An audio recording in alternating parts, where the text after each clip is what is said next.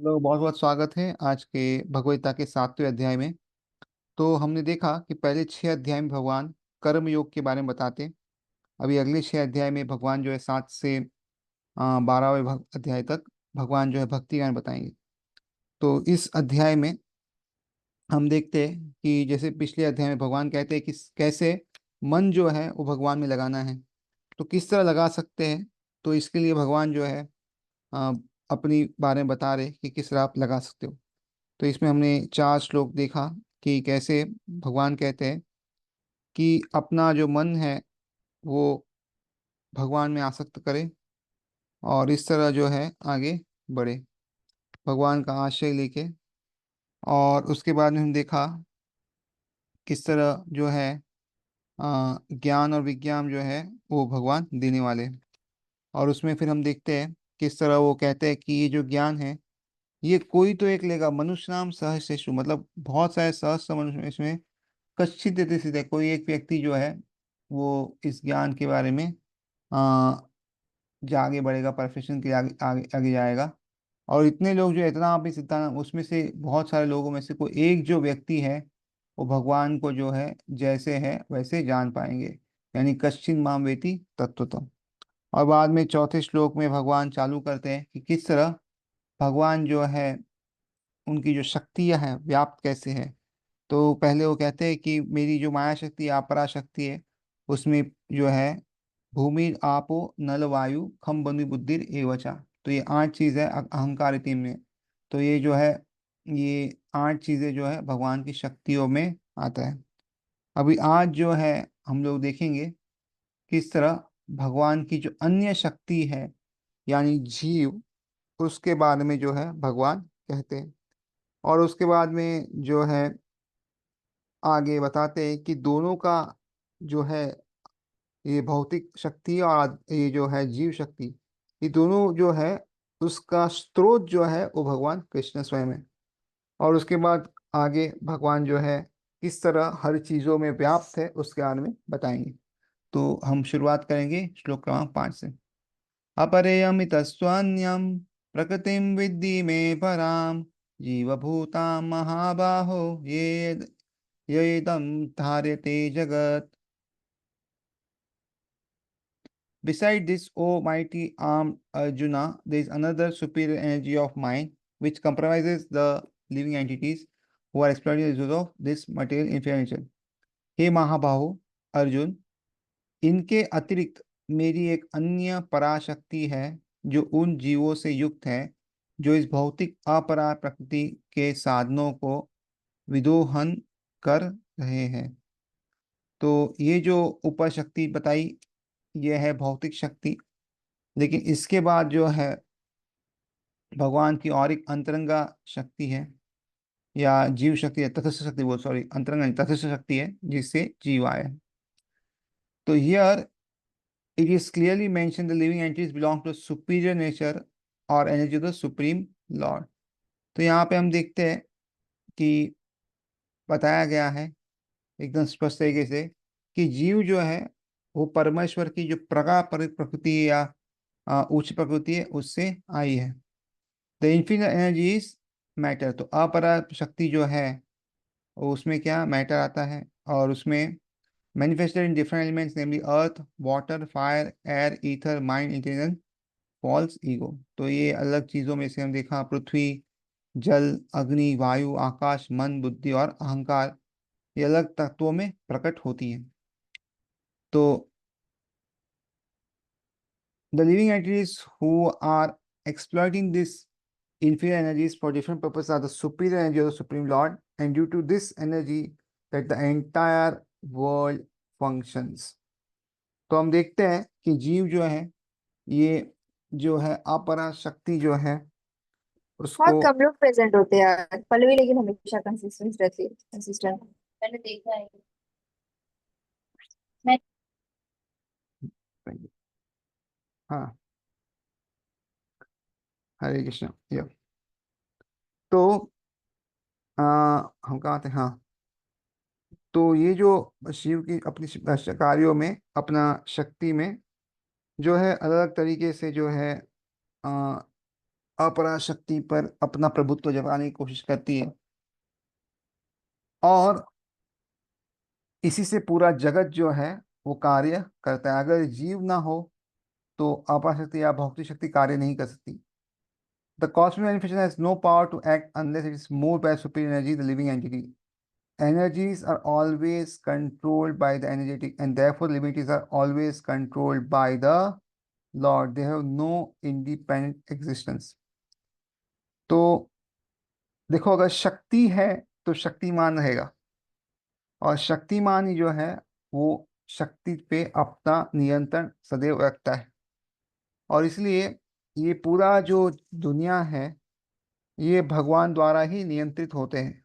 इसमें जीव का अपना कोई भी आ, स्वतंत्र या इच्छा ऐसी कुछ नहीं है, स्वतंत्र उसका कुछ कार्य वो नहीं कर सकता। तो ये हमें समझना चाहिए कि जीव जो है वो अगर मुक्त भी हो जाए इस दुनिया से और भगवान के धाम जाएगा, तो भी वो हमेशा जीव ही रहेगा, और भगवान जो है वो भगवान ही रहेंगे।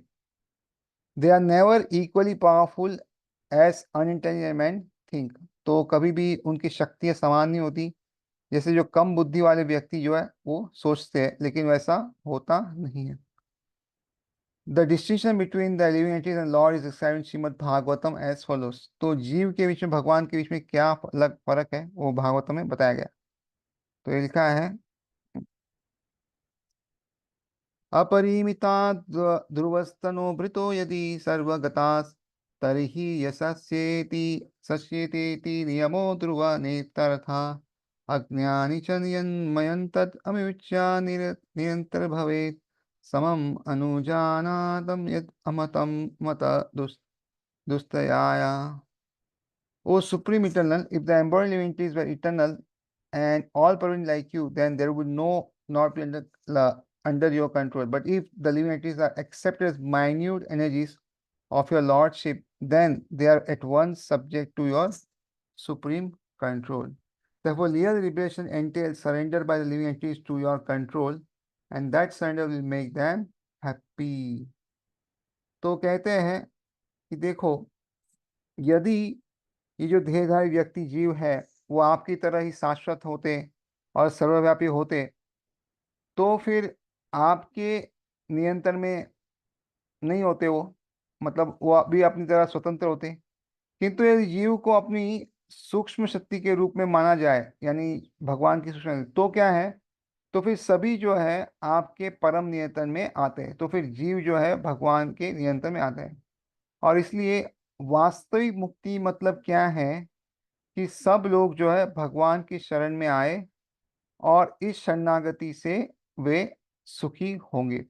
और इसलिए जो है आ, जो लोग हैं वो भगवान की शरणागति जब ले उसमें जाएंगे तभी वो सुख की प्राप्ति करेंगे, नहीं तो नहीं कर पाते।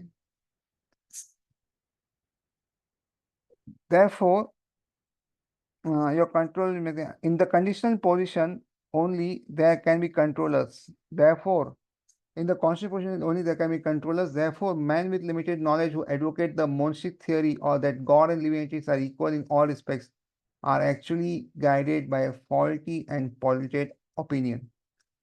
तो इसका मतलब क्या कहते हैं कि जिसको ज्ञान नहीं है वही खाली ऐसा बोल सकता है कि भगवान और जीव एक है, और ऐसा कभी संभव नहीं है।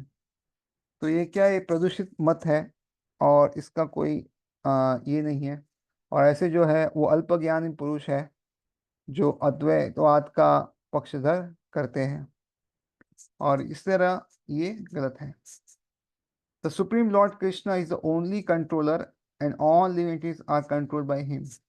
These living entities are superior energy because the quality of their existence is one and the same with the supreme, but they are never equal to the Lord in quantity of power. तो भगवान कृष्ण जो है वो एक ही नियंता है इस पूरी दुनिया के, और सारे जीव जो है उन्हीं के द्वारा नियंत्रित होते हैं, और सारे जीव जो है उनकी पराशक्ति है, क्योंकि उनके जो गुण है वो भगवान के समान है। मतलब अगर हम देखो तो हम भी सच्चिदान है और भगवान भी सच्चिदान है, तो इसलिए हमारा गुण इनके जैसे। लेकिन शक्ति की मात्रा के विषय में कभी भी समान नहीं होते। जैसे समुद्र में समुद्र की बूंद जो होती है और पूरा समुद्र का पानी, अगर आप उसका कॉन्स्टिट्यूएंट देखो और लेबोरेटरी में चेक करो, तो सभी का मात्रा सेम रहेगा कि इतना इतना सॉल्ट है, इतना जो भी मिनरल्स जो भी है वो सेम रहेगा। लेकिन अगर आप क्वांटिटी देखो या मात्रा देखो तो बहुत बड़ी है। गुण देखो तो सेम दिखेगा, लेकिन जो मात्रा है वो बहुत बड़ी है। और इसलिए जो है जीव कभी भगवान नहीं बन सकता। While exploiting the gross and subtle inferior energy matter, the superior energy reality forgets his real spiritual mind and intelligence. This forgetfulness is due to the influence of matter upon the living entity. But when the living entity becomes free from the influence of illusory material energy, he attains the stage or called mukti or liberation. तो ये जो जीव है वो अतुल है, लेकिन सूक्ष्म होने के कारण क्या है, वो अपरा शक्ति को उपयोग करने में जो है अपनी वास्तविक मन तथा बुद्धि से वो विस्मित हो जाता है। और ऐसे विस्मृति के कारण क्या होता है, जीव जो है वो प्रकृति के प्रभाव में आ जाता है। लेकिन किंतु जब जीव जो है माया के बंधन से मुक्त होता है तो उसे मुक्ति पद प्राप्त होता है।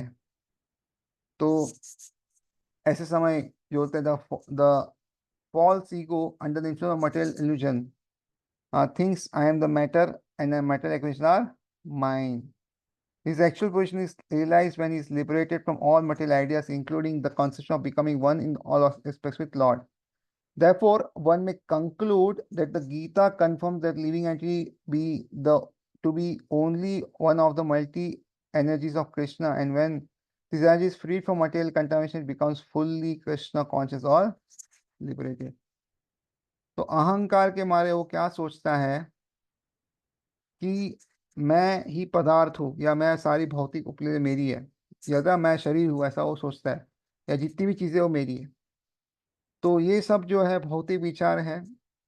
और इससे जो है वो भगवान के साथ जो है अपनापन नहीं कर सकता, और इससे वो मुक्त नहीं हो सकता, और इसलिए वो वास्तविक स्थिति जो है प्राप्त नहीं कर सकता।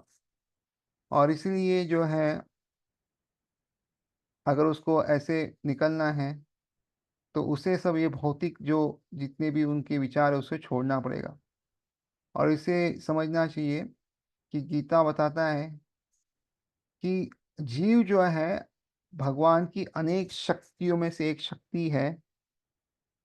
और जब ये जीव जो है भौतिक या पराशक्ति जो है उससे मुक्त हो जाएगा तो पूरा वो जो है कृष्ण भावनित या बंधन मुक्त हो जाएगा।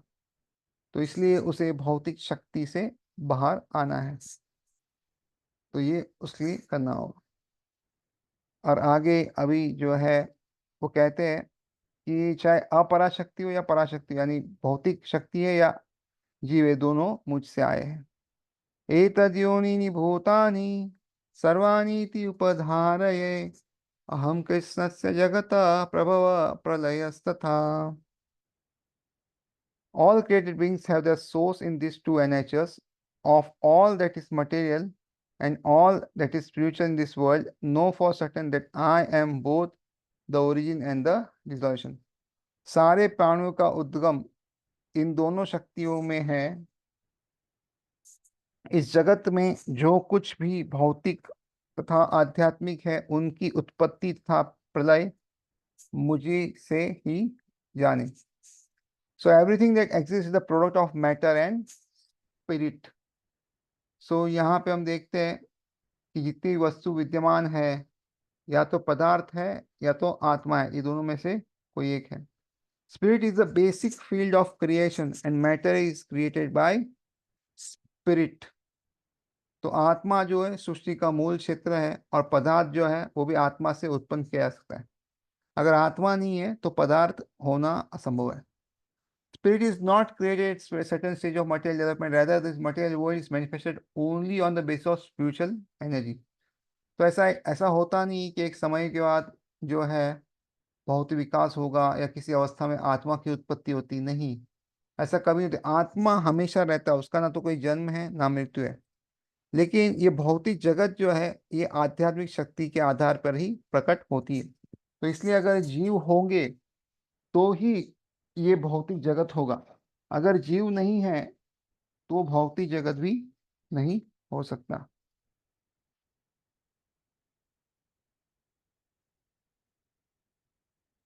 This material world body is developed because spirit is present within matter. A child grows gradually to boyhood and then to manhood because that superior energy, spirit soul, is present. Similarly, the entire cosmos of the gigantic universe is developed because the presence of the super soul Vishnu. Therefore, spirit and matter, which combine to manifest its gigantic with initial form, are originally two energies of the Lord, and consequently, the Lord is the original cause of everything. तो ये देखते हैं जो शरीर हमें मिल रहा है वो क्यों बड़ा होता है, क्या होता है? क्योंकि उसमें आत्मा है और इसलिए इसका विकास होता है। और हम देखते हैं कैसे एक बालक है, वो कैसे धीरे धीरे धीरे जो है वो बड़ा होता है। तो ये क्यों होता है? क्योंकि उसमें आत्मा है, इसलिए ये हो सकता है। उसी तरह ये पूरे ब्रह्मांड जो है, अलग जितने भी अलग ग्रह है, नक्षत्र है, सब है, वो भी क्यों बड़ा हो रहा है? क्योंकि वहां पे जो है परमात्मा या विष्णु भगवान है, इसलिए ये पूरा हो रहा है। और इसलिए ये चाहे वो आत्मा हो या पदार्थ हो, जो भी हो, लेकिन जो है ये दोनों शक्तियाँ जो है जिससे पूरा ब्रह्मांड आया है, ये भगवान की ही शक्तियाँ। इसलिए भगवान जो है सब कारणों के कारण है, या सारी चीज उनसे आई है, ये हमें समझ में आता है। A fragmental part and parcel of Lord, namely the living entity, may be the cause of big skyscraper, a big factory, or even a big city, but he cannot be the cause of big universe. The cause of big universe is the big soul or the super soul. In Krishna, the supreme is the cause of both the big and the small souls. Therefore, he is the original cause of all causes. Is confirmed in Kathopanishad 2.2.30. Nitya Nityanam Chetnas Chetanam. तो चाहे जीव हो या पूरा ब्रह्मांड हो, कुछ भी हो, या विराट ब्रह्मांड हो, ये दोनों का कारण जो है, इसके श्रोता जो है वो भगवान ही है। और इसलिए जो है परमेश्वर कृष्ण जो है वो विराट तथा लघु दोनों की आत्माओं के कारण है, अतः वे समस्त कारणों के कारण है। और ये इसकी जो पुष्टि दी गई है वो कठोपनिषद में दी गई है, नित्य नित्य नाम चेतन चेतनाम। तो ये हमें समझ आता है। तो इसलिए जो भी चीज आई है सब भगवान से आई है, ये हमें समझना चाहिए, चाहे कुछ भी हो। और इसलिए हमारे जीवन में जो भी होता है अल्टीमेटली उनकी इच्छा से ही हो रहा है, ये हमें समझना चाहिए कि उनकी इच्छा के बाहर कुछ भी नहीं है। और इसलिए जो है हम उनकी सेवा अर्चना करते हैं। अभी वो किस तरह हर जगह में मौजूद है उसके बारे में ये श्लोक में बताया गया है। मत्ता परतरम नान्यत् किंचिदस्ति धनंजय, मयि सर्वमिदं प्रोतं सूत्रे मणिगणा इव। O conqueror of wealth, there is no truth superior to me. Everything rests upon me as the pearls are strung on a thread. हे धनंजय, मुझसे श्रेष्ठ कोई सत्य नहीं है। जिस प्रकार मोती धागों में गुंथे रहते हैं, उसी प्रकार सब कुछ मेरे पर ही आश्रित है। तो बहुत ही सुंदर उदाहरण दिया गया है। हम लोग देखते हैं कि बहुत सारे लोग जो गले में हार पहनते, माला पहनते या मोतियों की बनी माला पहनते, तो उस अगर आप देखो तो ये पूरी जो माला है वो एक धागे पे निर्भर है, किंतु धागा दिखता ही नहीं। बाहर क्या दिखता है? वो जो मोती है वो दिखते हैं, किंतु धागा दिखता नहीं। लेकिन अगर धागा टूट जाए तो सारे मोती जो है वो गिर के इधर उधर हो जाएंगे। इसलिए उसी तरह ये पूरा जो ब्रह्मांड जो है वो भगवान पे ही आश्रित है, और भगवान से कृष्ण से बढ़ के ऊपर कोई नहीं है। किंतु वो जो है किसी को दिखाई नहीं दे रहा। जिस तरह धागा जो है मणि में है लेकिन दिखाई दे रहा, लेकिन अगर धागा ना हो तो इसका मतलब वो हार नहीं बन सकता। उसी तरह अगर भगवान ना हो तो ये पूरे ब्रह्मांड की रचना हो ही नहीं सकती। रोज समय पे सूरज को उगना, सूरज का डूबना, समय पे वातावरण बदलना, फिर बारिश ठंडी गर्मी से ऋतु अनुसार आते रहना, ये सब अगर कोई व्यक्ति नहीं है ऊपर तो ये संभव ही नहीं है। हमें अगर देखा जाए तो कोई छोटा सा अपना घर हो या छोटी सी ऑफिस हो तो उसको मैनेज करने में भी कितना समय और कितना मैन पावर लगता है अलग अलग चीजों में। तो ये पूरे ब्रह्मांड को अगर मैनेज करना हो तो कितना सारा चीज लगेगा। तो इसलिए हमें समझना चाहिए कि ये सब जो है भगवान ही कर है और भगवान पे ही सब कुछ आश्रित है। This a common controversy of whether supreme absolute truth is personal और इम्पर्सनल। तो बहुत जगह पे जो है ये सामान्य विवाद चलता है कि परम सत्य साकार है कि निराकार है, यानी उनका रूप है या नहीं है। As far as Bhagavad Gita is concerned, the absolute truth is the personality of God Sri Krishna, and this is confirmed in every step. तो भगवत गीता के अनुसार अगर हम देखें तो परम सत्य जो है वो भगवान श्री कृष्ण ही है, और इसकी पुष्टि जो है हर एक पद पद पर दी गई है। In this word in particular it says that the absolute truth is also a person, and that the personality of God is supreme absolute truth is also the affirmation of Brahma Samhita। तो ये जो श्लोक ये verse है उसमें दिया गया कैसे परम सत्य जो है वो भगवान स्वयं है और वो व्यक्ति है परम सत्य। और इसलिए इस बात की भगवान की परम सत्य की बात जो है हम देखते हैं ब्रह्म संहिता में भी की गई है। ईश्वर परम कृष्ण सच्चिदानंद विग्रह अनादि आदि गोविंद सर्व कारण कारणम। That is the supreme absolute truth personality of God is Lord Krishna। तो इसमें देखिए कि कैसे ईश्वर जो है उसमें जो परम है वो कृष्ण है, और उनका शरीर कैसा है, सच्चित और आनंद, यानी हमेशा रहने वाला, एकदम ज्ञान से युक्त और हमेशा आनंद में रहने वाला उनका शरीर है। और इसलिए वो परम सत्य है, और वो जो है भगवान कृष्ण है। और सबसे Adi Dev is the primal lord the reservoir of all pleasure Govinda eternal form of complete peace and knowledge. तो सबसे आगे है और सारे आनंद का स्रोत वही है, और इस तरह जो है उनका जो पूरा देह है वो आनंदमय से भरा हुआ है, पूरे ज्ञान से भरा हुआ है और हमेशा के लिए रहता है। This authorities leave no doubt that the absolute truth is the supreme person, the cause of all causes। तो ये जो हमारे अथॉरिटी है, या देखा जाए तो वो पूरी तरह बता देते हैं कि किस तरह आ, जो परम सत्य है पुरुष है और समस्त कारणों के कारण है।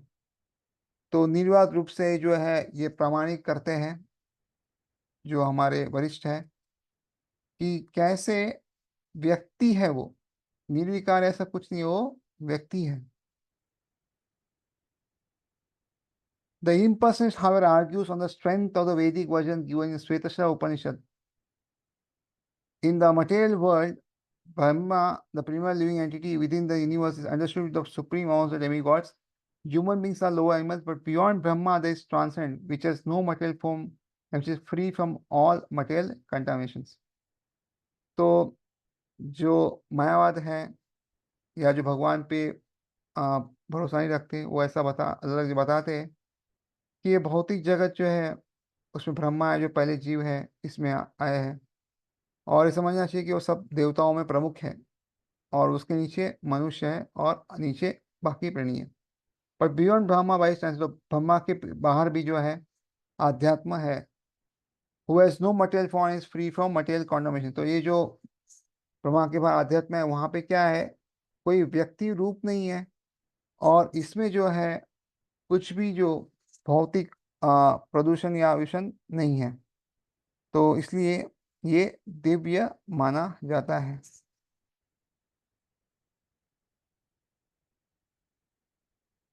Anyone who can know him also becomes transcendental, but those who do not know him suffer the misery of material world. तो जो उनको जानता है कि वो कैसे परम तथ्य है, परम सत्य है और इस जगत से परे है, वो जो है उनको बराबर जान सकता है, और इसलिए वो भी जो है इस दुखों के सागर से बाहर आ सकता है।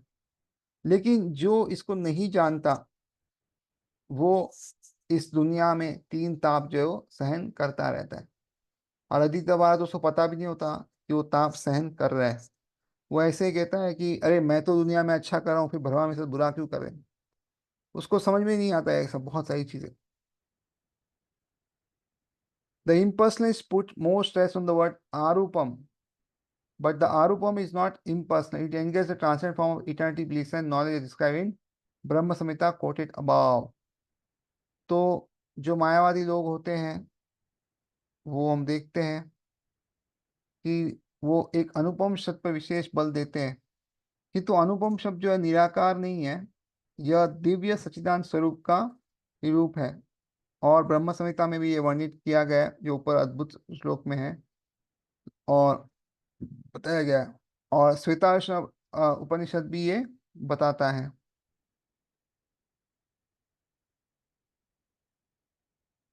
वेदामेतं पुरुषं महान्तं आदित्य वर्णम तमसा परस्तात् तमेव विदित्वाति मृत्युमेति नान्यन् पंथा विद्यते अयनाय यस्मात् परम ना परम अस्ति किंचित यस्मान् नान्यो न ज्ञेयो अस्ति किंचित वृक्ष इव स्तंभो दिवि तितस्ति एकास्तेनादं पुरुषं पुरुषेण सर्वम्।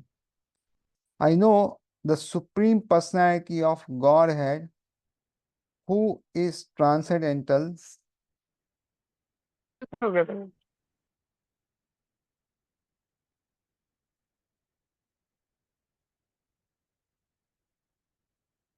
So, हाँ,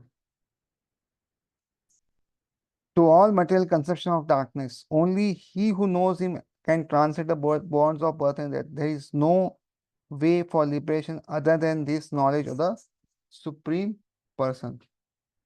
तो यहाँ पे लिखा गया है कि मैं उन भगवान को जानता हूँ कि जो अंधकार की समस्त भौतिक अनुभूति से परे है, और उनको जानने वाला जन्म तथा मृत्यु के बंधन से पार कर सकता है, और उस परम पुरुष को इस ज्ञान से अतिरिक्त मोक्ष को कोई अन्य साधन नहीं है।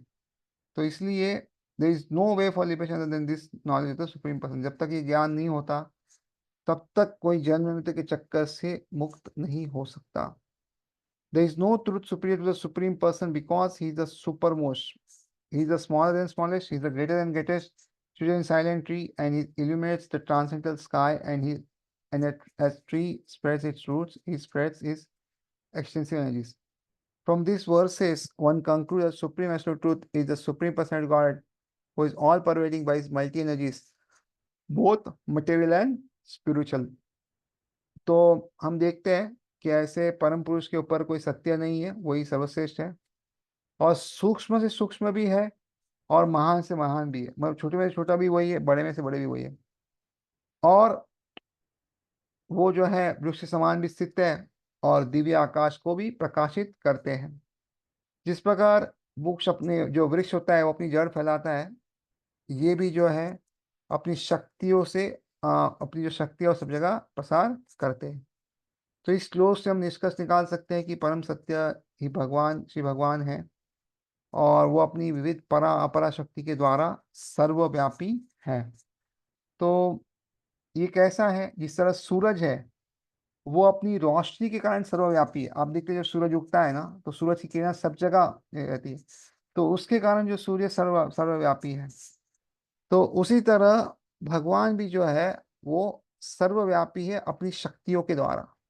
तो सूरज जो है उसकी शक्ति जो है वो रोशनी है, उनकी शक्ति है, और उसके द्वारा सर्वव्यापी है। तो उसी तरह भगवान जो है वो उनकी पराशक्ति अपराशक्ति और उनके द्वारा जो है वो सब जगह विद्यमान रहते हैं। फिर आगे 8वें श्लोक में और गहराई से हम हर समय भगवान को कैसे याद कर सकते हैं उसके बारे में चर्चा कर रहे हैं। तो आगे कुछ श्लोकों में यही चर्चा होगी।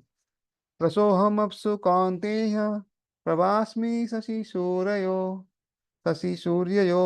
प्रणव सर्ववेदेषु शब्देखे पुरुषम निशो। तो कहते हैं, O son of Kumti, I am the taste of water, the light of the sun and moon, the syllable Om in the Vedic mantras, and I am the sound ether and the ability in man.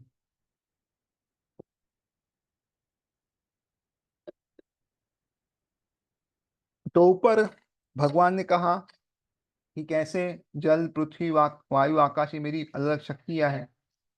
और इसमें वो आगे जाके और कहते हैं कि नाकल में शक्ति है, किंतु ये जो चीजें है उनके अंदर जो मेन चीज है वो मैं हूँ।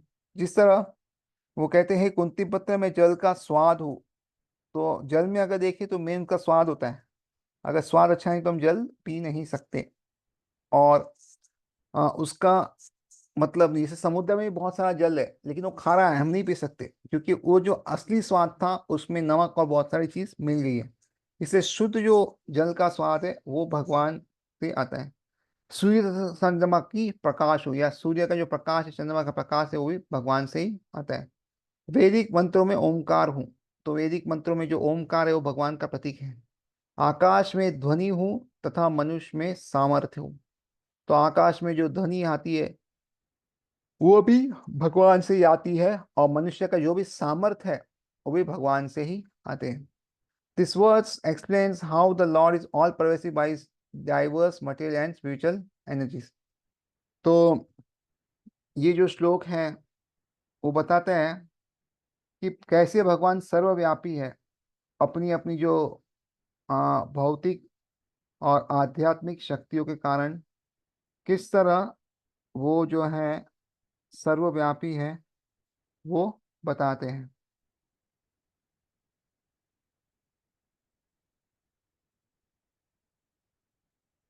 The Supreme Lord can be preliminarily perceived by his different energies, and in this way he is realized impersonally. As a demigod in the sun is a person and is perceived by his all-powering energy, the sunshine. So the Lord also in eternal abode is perceived by his all-powering diffusive energies. तो इसमें बताते हैं कि भगवान को अगर जानना है तो उनको उनके बारे में कुछ चेतना करनी जाननी है तो उनकी अलग शक्तियों के द्वारा ही उनको जान सकते। देखो भगवान जो है वो साकार है, उनकी शक्तियां है वो जो है वो निराकार है। जिस तरह सूर्य जो है ना वो साकार है, लेकिन सूर्य की जो किरणें जो जिससे हम सूर्य को जान सकते हैं वो निराकार है। इसका मतलब क्या है, निराकार और जो जो भा और जो रूप है वो एक ही व्यक्ति का अलग अलग जो है स्तर जानने का है। अदरवाइज उसमें कोई डिफरेंस या कोई झगड़े ऐसी बात नहीं है, क्योंकि सूर्य अगर है तो उसकी किरणें रहेगी। और इस तरह अगर सूर्य को जानना है तो हम उनकी किरणों या रोशनी के द्वारा ही सूर्य को जान सकते हैं। अ, उसके अलावा हमारे पास कोई तरीका नहीं है। तो as a demigod in the sun is a person and is perceived by his all-powering energy, the sunshine. So the Lord also in that eternal abode is perceived by his all-powering diffusive energies. तो ये हमने चर्चा की किस तरह जो है सूर्य है अपनी शक्तियों के द्वारा जाना जाता है। उसी तरह भगवान जो है वो तो अपने धाम में है, लेकिन अगर उनको यहाँ पे जानना है तो उनकी अलग शक्तियाँ है, उनके द्वारा हम उनको समझ सकते हैं, जान सकते हैं। The taste of water is the active principle of water. Nobody likes to drink sea water because the pure taste of water is mixed with salt. तो अगर देखो जो पानी का स्वाद है वही उसका मेन चीज है, और कोई भी अगर समुद्र का पानी पीना नहीं चाहता क्योंकि उसमें नमक मिला होता है। Taste of water depends on the purity of the taste, and this pure taste is one of the angels of the Lord. तो आकर्षण कैसे निर्माण होता है पानी के प्रति, उसकी शुद्धता से। और ये शुद्धता जो टेस्ट है उसका जो उसको हम चखते हैं वो भगवान की शक्तियों में से एक है। The impersonalists perceive the presence of the Lord in water by its taste, and the personalists also glorify the Lord for his kindly supplying tasty water to quench man's thirst. So that is a way of perceiving the supreme. तो जो निरीश्वरवाद होते हैं वो क्या होते हैं, भगवान को जो है उनके जो स्वाद है उसमें वो जान सकते हैं, भगवान जो पानी का स्वाद है वैसे। और उसी तरह जो है जो व्यक्ति भगवान में विश्वास रखता है व्यक्तित्व में, वो भी भगवान को जो है उनके गुणगान गा सकता है। कैसे? कि वो जो है ये शुद्ध पानी जो है प्यास बुझाने के लिए भेजा है। तो इस तरह दोनों को हम देखते हैं कि कैसे दोनों को देख सकते हैं। This a way of person the supreme. Practically speaking, there is no conflict between personalism and impersonalism. तो अगर हम व्यवहारिक दृष्टिकोण से देखें तो ये दोनों में कोई ज्यादा अंतर नहीं है।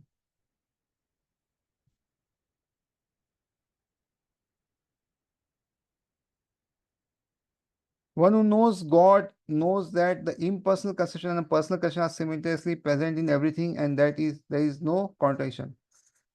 तो जो भगवान को जानते हैं वो ये भी जानते हैं कि भगवान के जो अलग रूप है, निर्विकार रूप, और जो पर्सनैलिटी जो रूप बोलते हैं, वो दोनों में कुछ अंतर नहीं है। और अगर आप देखो तो हर एक चीज में ये मौजूद है। तो भगवान जो है वो अपने धाम में रहते हैं, किंतु अगर उनको जानना हो तो उनकी शक्तियों के द्वारा हम जान सकते हैं। तो इस तरह दोनों ही उनमें मौजूद है, यानी जो है सगुण और निर्गुण, ये दोनों में कुछ अलग अलग चीज नहीं है।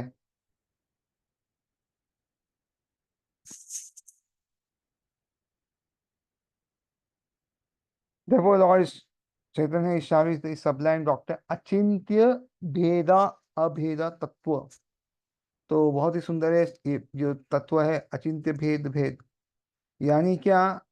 अगर आप देखो समानता भी है दोनों के बीच में, और बाद में देखो दोनों में जो है समानता नहीं भी है, तो मतभेद है। तो दोनों ही चीज देखते हैं।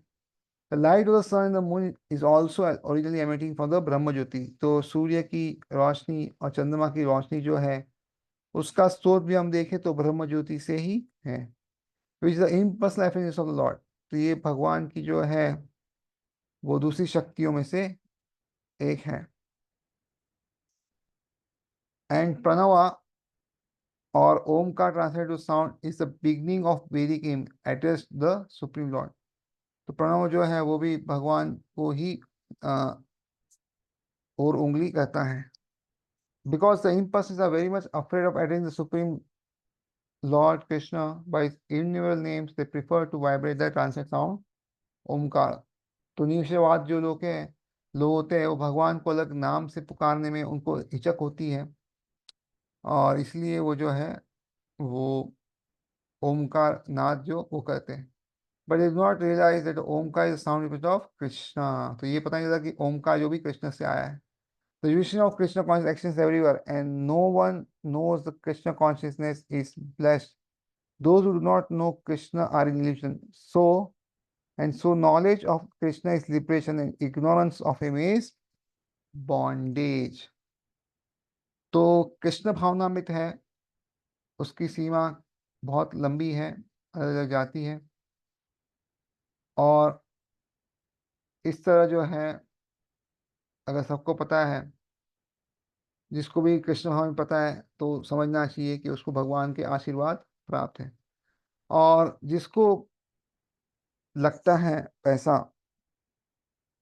भी कृष्ण नहीं है तो वो मोहग्रस्त है, और अगर उनको भगवान के बारे में पता चल जाए तो उनको मुक्ति मिल सकती है।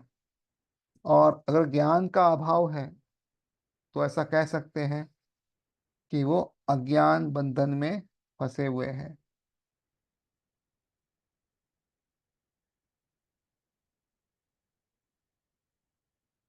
तो आगे श्लोक में भी बताते हैं किस तरह भगवान जो है पृथ्वी के उनका जो स्मेल है वो है गंध है, और तेज है, और गर्मियों में से और जीवनों में जीवन है। पुण्यगंधा पृथ्व्याम च तेजश्चास्मि विभावसु जीवनम सर्वभूतेषु तपश्चास्मि तपस्विषु। I am the original fragrance of earth, and I am the heat in fire. I am the life of all that lives. and I am the penances of all aesthetics, aesthetics.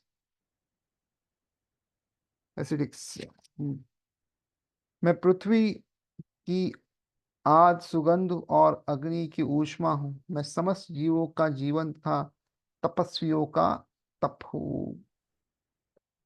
पुण्य means that which is not decompose and पुण्य is original.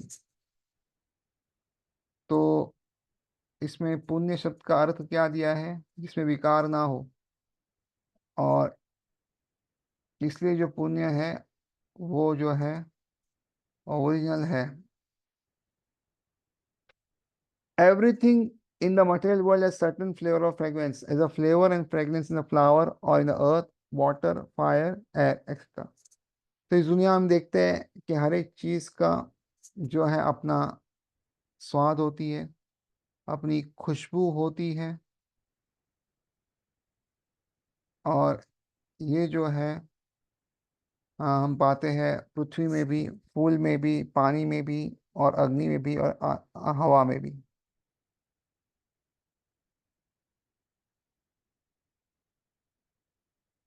The uncontaminated flavor, the original flavor which permeates everything is Krishna.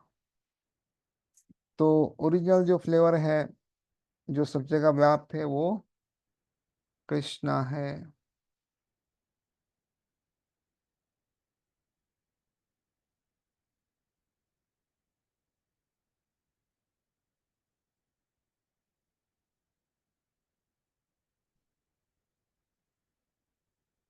Similarly, everything has particular original taste and that taste can be changed by the mixture of chemicals. तो इससे हम देखते हैं हर एक चीज का अपना एक स्वाद होता है, और ये बदलता कैसे, अलग अलग केमिकल को मिलाने से। सो एवरीथिंग ओरिजिनल है, some smell, some fragrance and some taste. तो ये सबको अगर देखोगे, कुछ तो खुशबू होगी, कुछ तो गंध होगी उसमें, और कुछ तो स्वाद अवश्य होगा।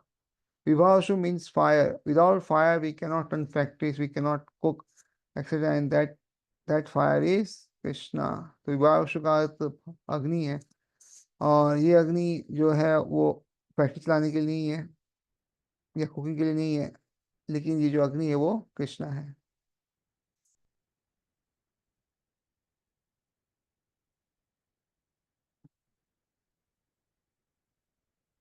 The heat in the fire is Krishna.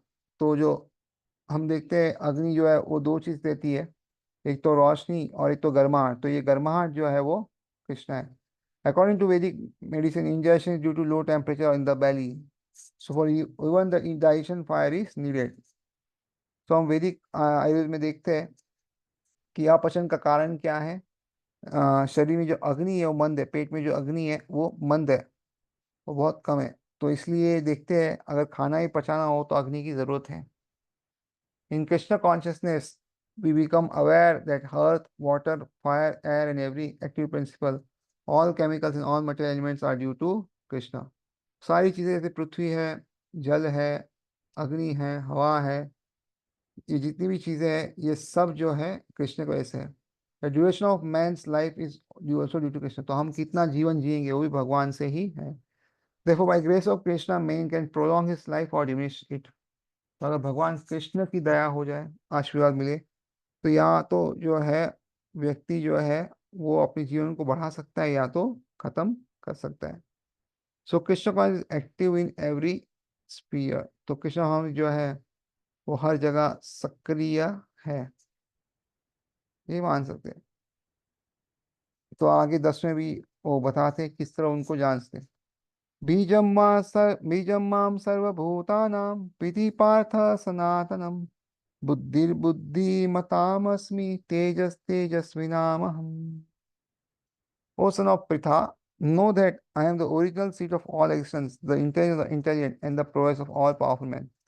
तो हे पुत्र, पिता पुत्र, ये जान लो कि मैं ही समस्त जीवों का आदि बीज हूँ, और बुद्धिमानों की बुद्धि हूँ, तथा समस्त यशस्वी पुरुषों का तेजस हूँ।